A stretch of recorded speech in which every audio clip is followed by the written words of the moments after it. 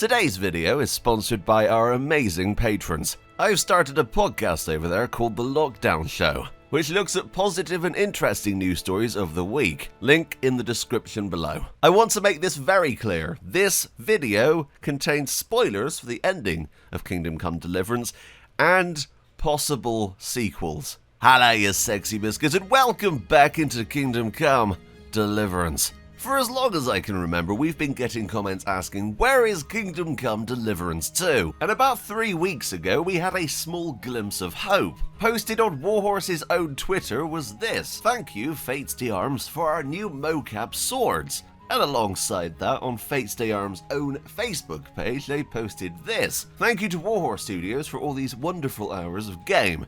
It is an honor to count you among our customers and to know that our swords are used for the motion capture of the next Kingdom Come Deliverance." Now in that video I did reach out to Fates d'Armes themselves, and they said, "Hello Roxy, I have absolutely no information about a sequel for Kingdom Come Deliverance. I am a huge fan of the first opus and my comment was just a wish. Sorry if you took it for news." Now as I said in that video, Warhorse Studios and a lot of the people who work there had liked that Facebook post and then weirdly deleted every single like before I could make a video. Now that was suspicious, I've got to admit. But don't worry, Detective Roxy is on the case. Now I've been sat on this email for about a week and a half. I didn't want to make this video because I don't know if I'm going to end up spoiling something for the next game.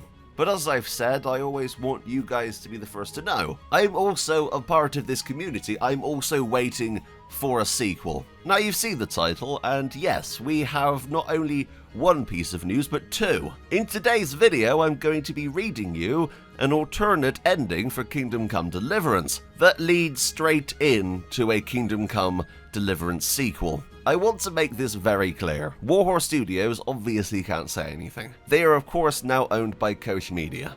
And Koch Media aren't going to let Warhorse Studios just announce a game out of the blue. But I don't work for Koch Media or Warhorse Studios. And everything I am reading to you today is publicly available. So saying that, I'm really excited to give you some of this information that you, the community, has found. So I received 2 emails, one from Martin and one from Lucas. Now both of these emails are incredibly similar, so I'm going to be kind of amalgamating both of these emails. Now to preface this, there is a website called Welcome to the Jungle. And no, this isn't a website dedicated to the 2003 movie called Welcome to the Jungle starring The Rock, or I suppose that Guns N' Roses song. Welcome to the Jungle is a page that allows companies to look for people for their companies. This mainly seems to be focused in the Czech Republic, and Warhorse Studios is on there. They say at the background you can see the video from their office. Now I'm going to let this play in the background and I want to see if you notice something interesting. And they continue to say after around 30 seconds you can see that graphic designer is working on the concept art of the village named, now I'm going to be honest, I'm going to absolutely butcher this name, so I completely apologize to every person watching from the Czech Republic. Thankyou, I think. I think that's right. I don't know. Yes, you can actually see a graphic designer working on a village. Now, this village does not appear in Kingdom Come Deliverance. They go on to say that this town is located near the city of Znojmo, where in 1404 happened a battle against Sigismund, which of course is only a year after the main game. And an interesting fact is that around 10 kilometers to the north of this village was a castle named Lamberg. Now this castle was the settlement of the famous warrior Jan Sokol of Lamberg, who also fought there. Now an interesting fact that comes into play here from Lucas's email is the fact that this is the same Jan Sokol that in 1403 by historical records got the ownership of Skalitz, and in 1410 fought at the Battle of Grunwald, the same battle that Daniel Vavra mentioned in a lecture as the battle that the studio wanted to incorporate into the game previously, which was the big battle in the KCD Kickstarter trailer that of course wasn't ever in Kingdom Come Deliverance. Now I'm going to show you a clip of that battle.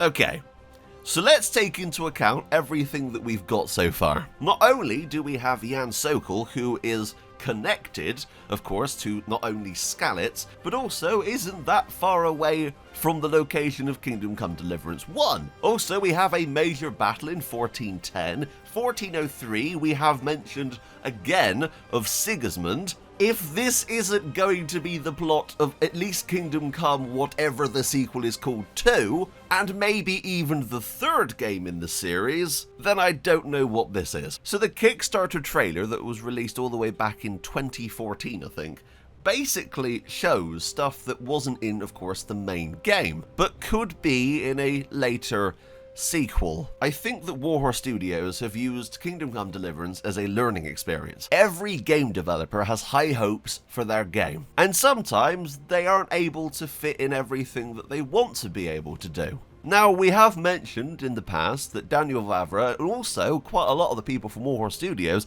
have said that this game was split into 3 parts because it was so big. Now, we've not had any mention of that again for about a year and a half. The only thing we're ever told is that there is no Kingdom Come Deliverance 2, which is a smart way of saying that the next game is not going to be called Kingdom Come Deliverance. It's a PR trick, that's literally all it is. Now, I know Toby's watching and he's currently combing his beard. I want to give a massive thank you to Martin and Lucas for contacting me about this, because this is incredible, and it really does give us an insight into what the sequels may have. And also, the fact that they have a town on their own website which isn't in Kingdom Come Deliverance being worked on leads me to believe that this picture was taken kind of recently. I'm assuming that the sequel to Kingdom Come Deliverance started production just before the mod tools were being worked on. As they said themselves, the modding tools were being worked on by a small handful of people, because the main team was working on something else. Now for something that I think a lot of people have wanted to know for a very long time. Why did Kingdom Come Deliverance end the way it did? Now, I want to warn you again, this is going to spoil the end of Kingdom Come Deliverance. If you've got this far, please stop watching if you have not played until the end. This is how Kingdom Come Deliverance ends. Let's get to it then. I finally have the feeling we're doing something worthwhile. We're helping to save the king. Instead of saving his drunken majesty, I'd rather find that whoreson who murdered my parents, get the sword back from him, and skewer him with it. Cheer up, Henry. I have a feeling you'll get your chance one day, and it won't be long in coming. Forward, men! Audentes fortuna juvat!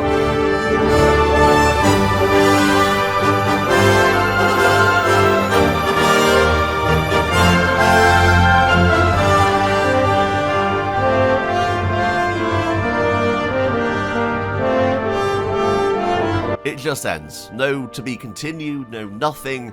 The screen goes black and the credits play. Now, I know a lot of people were disappointed by this, myself included. But if you've been watching the channel recently, you know that Warhorse Studios released the modding tools at the end of last year. And I've currently been messing around with them quite a bit, but also Martin has. Now, an interesting thing you can do with these modding tools is look at the script of the game. You can delve incredibly deep, including developer notes and even the script for the end of the game. So right now, I'm going to read you the alternate ending of Kingdom Come Deliverance.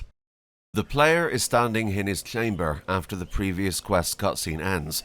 He has an objective to go to the castle for a meeting of lords with Jost. The question is whether it waits more days for the player. I incline this.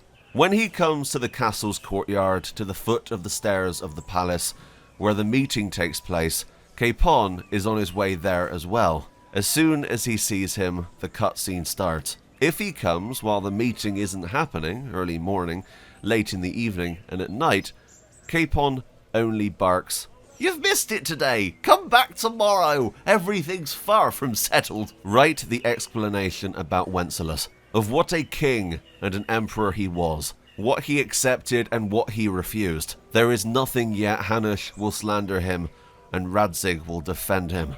Eventually, Jobst will start explaining while Hanush is teasing him about being kidnapped once before. At the end, Jobst mentions that Prague people have joined Sigismund and that they are traitors. Henry asks him if his parents' killer isn't one of them. Jobst tells Henry that he knows their coat of armor and he knows who they are. This hypes Henry up. However, Radzig tells him that they are not important enough for this, and that they even don't know what Sigismund's motivation is apart from silver. Henry tells Radzig that he will kill him. This makes Radzig smile indulgently. The leader of the attack must have a specific coat of armor. Henry asks around who that was. Maybe this man can introduce himself during the negotiation at Townburg. At the end, when everything is settled, they name him Capon Squire and send him together to Trotsky. Now, Trotsky Castle has appeared before. We've actually had proof of them going to Trotsky Castle and getting pictures. Now, that is on their Twitter. Unfortunately, I can't find that right now. But if you look back on Warhorse's Twitter, you should find that. I suppose that he can't be his father's squire, so they could make him Hanush's squire, and Hanush sends Henry to Capon to accompany him. This way, we would have an official impulse for the player to fulfill a quest with Capon if he hasn't done so. At the end, there should be a trailer for Act 2. Even a bad one. Camera showing Trotsky, Zizka, Burgo, and Istvan. Some confrontation. Kuttenberg even. The player riding to it. The revenge on Henry's parents' killer, a nobleman from Prague who led the attack on Skalitz. Henry meets him in the 3rd act. But he should be actively looking for him and dealing with it, I'm guessing in the 2nd act. Add him to the interview with Radzig. And that's all we have. Now obviously, this was written, I'm assuming, quite early on. They're still trying to work out where this is going to fit into the game. Now, is this proof there is definitely going to be an Act 2 and an Act 3? No. Maybe plans changed and Warhorse Studios weren't able to fulfill those 2 acts. But I highly doubt it. Now, if you look to the side, you can actually see there are different sections of this quest. Now, I, in theory, have access to this, but I tried looking up how to do it yesterday, and there is a lot that goes into getting this working. You need to have some serious modding knowledge to be able to know how to even access any of this stuff. So a major shout out goes to Martin, who did all this. Anyway, this is incredible. I'm so grateful to both Lucas and Martin for sending me these. This is amazing. And I really do believe this is the closest we're going to get to somewhat knowing what the next game is going to be, but also knowing that they are working on something. Because let's be honest, that picture of the person working on that small town on Welcome to the Jungle is pretty much proof, really. I want to hear what you think about this. Do you think this is the final piece of the puzzle? And if so, what did you think of the alternate ending? Anyway, I love each and every single one of you. Thank you so much for the support and just being absolutely amazing. Tomorrow I'm going to be releasing a video asking for your questions because yes, I'm going to be interviewing Teresa, aka Victoria Hogan, and that is happening on Thursday, so I will hopefully have the video out by Friday. So if you guys wait until tomorrow and comment on that video with the questions you want to ask her, that would mean the world. At least then every single question is in one place. Anyway, thank you so much for watching, but until next time, that's me, out. Bye guys.